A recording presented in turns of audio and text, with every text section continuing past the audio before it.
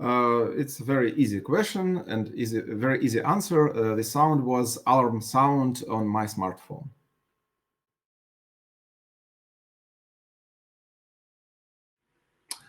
I don't fall asleep instantly, so I don't know what the last sound was. No, in dreams, in my dreams, I have only expected sounds.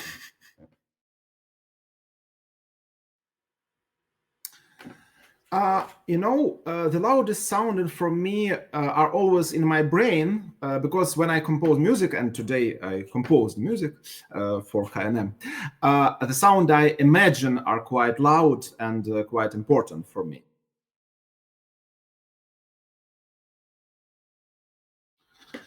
I'm not very focused on the quality of sound, but more about meaning. So when I use some sound, I think about what is the physical effort, what physical effort does need, for instance, performer to do it. What is the connection between this sound and previous or future? So I'm focused more about this, and I'm not a composer who is famous for his very specific understanding of sound. Yes.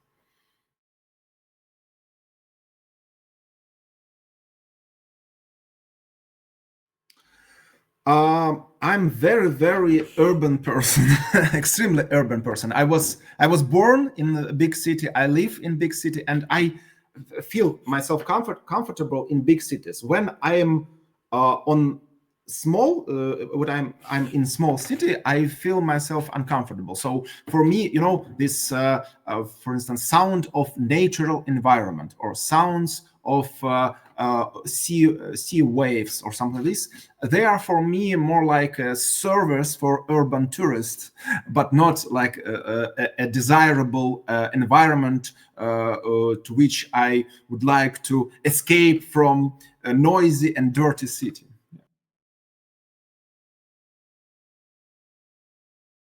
Not hidden. I'm not not a person who look to hide something. I feel myself comfortable in the city because city is very different. So if I need something, I could find it in city, and it is a place in which very different communities, very different generations, very different social, I don't know how to say, social levels could intersect. I prefer this type of places. Yes.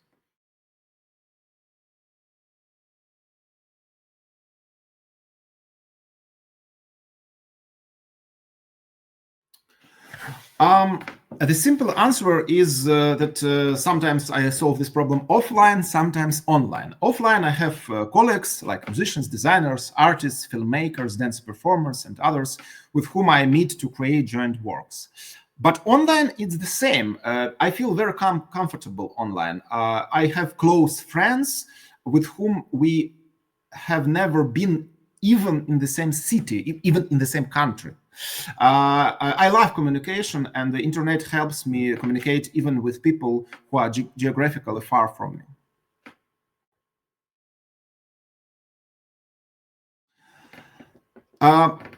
I don't have a blog in the business sense, but I actively use social networks to give the audience an idea of what I do and what I'm interested in.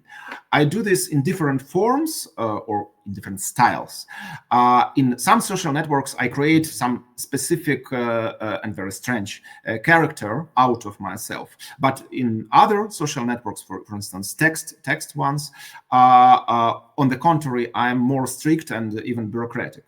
So I'm also interested in various professional and lifestyle communities, and that's why I need different strategies to behave in social media.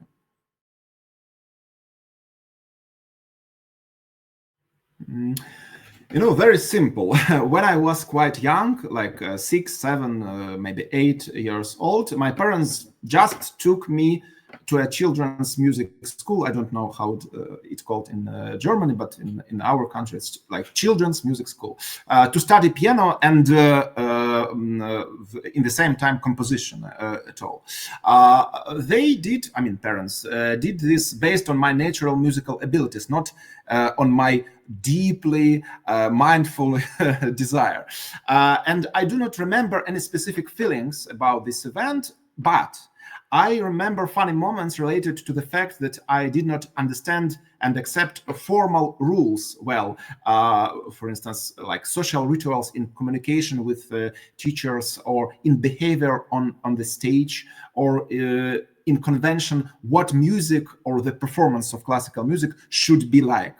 Therefore, as soon as I got some freedom, I immediately deny all these social rituals and stereotypes in my life, and I start more free and mindful way to understand what is music, who am I, how I connect with it, and so on.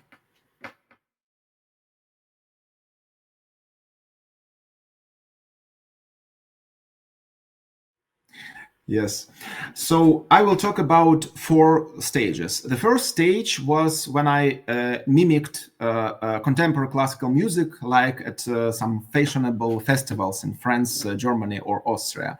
I put various special effects, complex rhythms into the music, and made the music very saturated by them. The next, second period was something like a reaction to it, and it was a period of disappointment of the previous period, when I, on the contrary, wrote very quiet music with rare events. At that time, I like to take material and states for my music from my everyday life, from the sound environment. Yeah, therefore, this period in my music, there was a lot of quiet listening, like in Wandelweiser music, for instance, and very little loud aggression. The third period is the period when I avoided composer music altogether. At that time, I was engaged in a lot of performances, improvisations, and collaborations with non-musicians. During this period, I almost did not create music that can be played by somebody, even by me, or listened to. But during this period, I learned a lot about theater, cinema, literature, visual art, design, and so on. And also during this period, I began to think about the interaction between the body and the music, that it's very important subject for me. And finally, the fourth period, the current one, is when I returned to creating music. And now I'm not a supporter of something, of some ideology, or some aesthetic, but I am not a hater of anything either. I am now in a balance between creating composer music, electroacoustic performances, music for films, lectures, and sound installations for museums and galleries. So now I am very, how to say, balanced person. If we speak about influencers, they, they influenced me not only in a way that I mimicked their music, or tried to do something like their music. It's more about their understandings of more deep things, like what is structure, what is dramaturgy, and so on.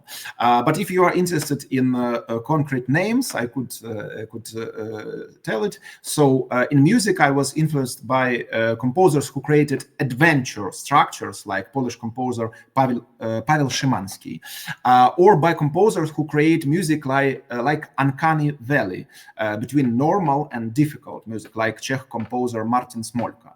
Also, I was strongly influenced by composers who are looking for new simplicity, like David Lang, very famous American composer, or maybe a bit less famous but very, very good British composers, Tim Parkinson and Lawrence Crane.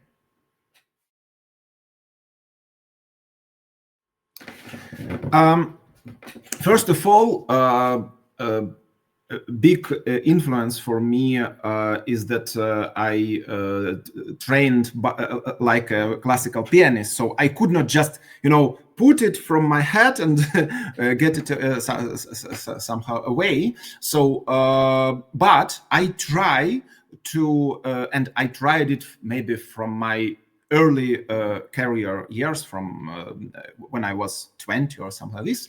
I tried to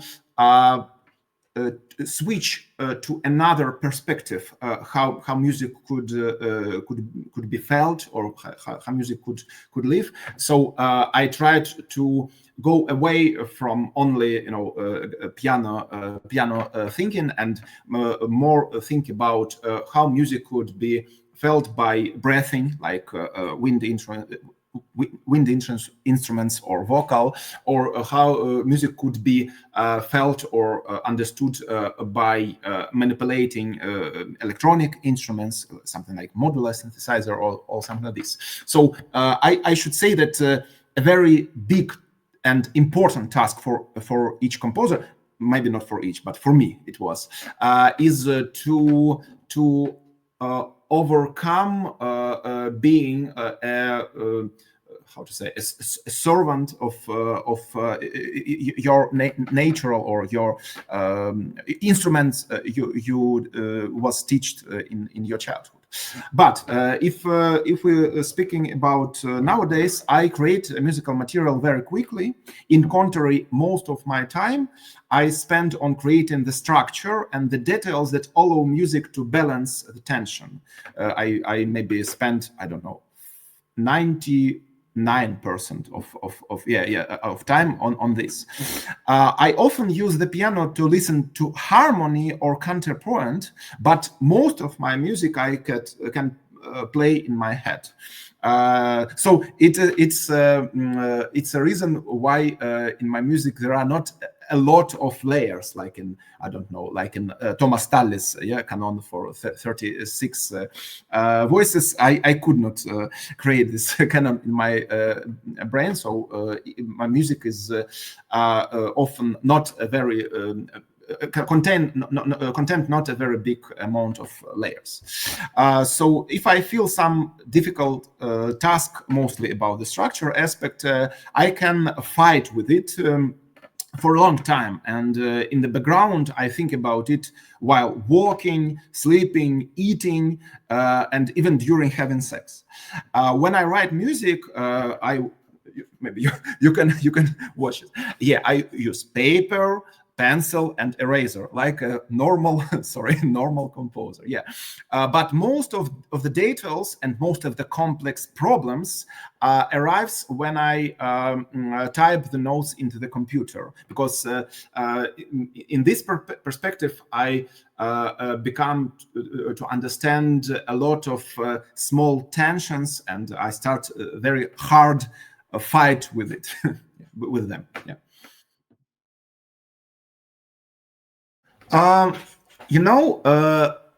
For me, it is very important that several years ago, maybe, I don't know, 5, 6, 7, something like this, I started not only being an artist or a composer, but also like a researcher or lecturer. I mean, that I started to look at music not only inside of it, but somehow from a distance, and because of it I look at music like sociologically or culturologically, and music for me is a medium that can work for different purposes and for different audiences. It's the absolutely same with my music, because when I write, for instance, music for a film that many people will see, I should take it into account. I should think that, okay, maybe 10 persons understand all my connections and connotations, but tens, thousands not.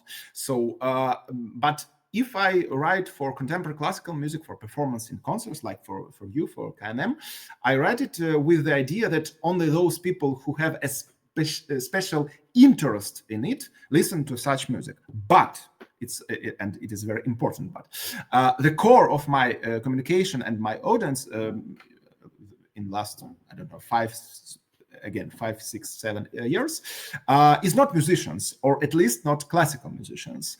So I take that also into account, and I don't write music in an overly complicated way, like Fernihau, it's yeah, like Fernihau or something like him. Yeah.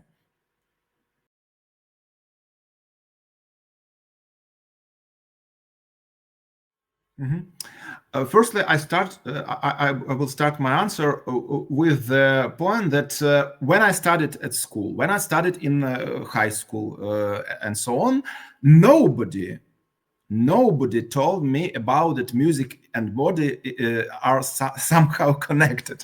I mean, that we spoke about speech, rhythm, I don't know, some triplets, quadruplets, about harmony, about facture, I don't know how it in English, maybe texture, the interaction between layers, but yeah, but we didn't speak about body. And when I discovered it for myself, maybe it happened when I started to visit electronic dance music events, or experimental electronic music events, or theatrical events, or choreographer events. I discovered that it is a big world that was hidden for me. So now I imagine music as a sound version of something very material, and these material things are experienced and felt by the body, and the body has its needs, because we are not we are not birds, we are not insects, we are monkeys, and monkey has some very concrete structure and some very concrete issues. Yes, so we should take it into account when we create music for us, for human.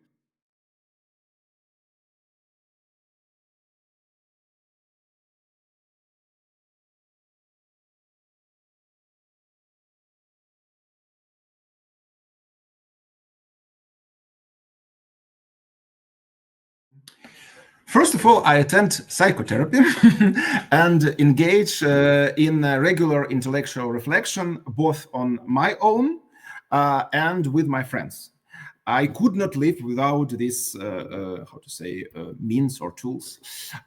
Thanks to this, I keep track of changes, emotional changes, mental changes, symbolical, like in Freud, Lacan, and so on. So I don't forbid myself anything in my creativity except dishonesty. Yeah.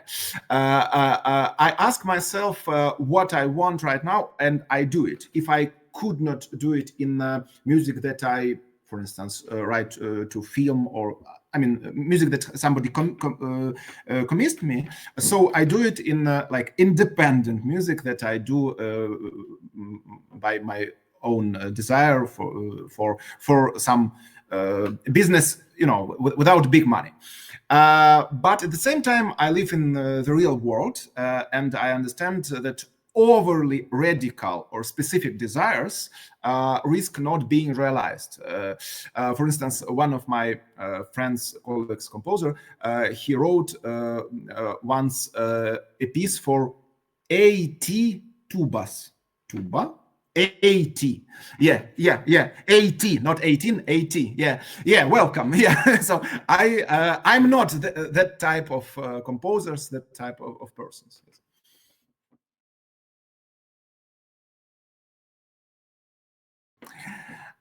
Frankly speaking, nothing special. The only thing I need is physical survival. The rest is fine.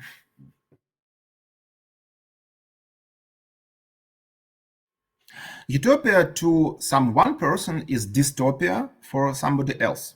So I don't support any kinds of utopia: social, aesthetical, political, military, I don't know, artificial intelligence, like something like this. I live in reality, and with all things, all realistic things, like conflicts, balance, Hegelian, how it's said, dialectical development, all these things. So I don't I'm not person that is that supports any kinds of utopias.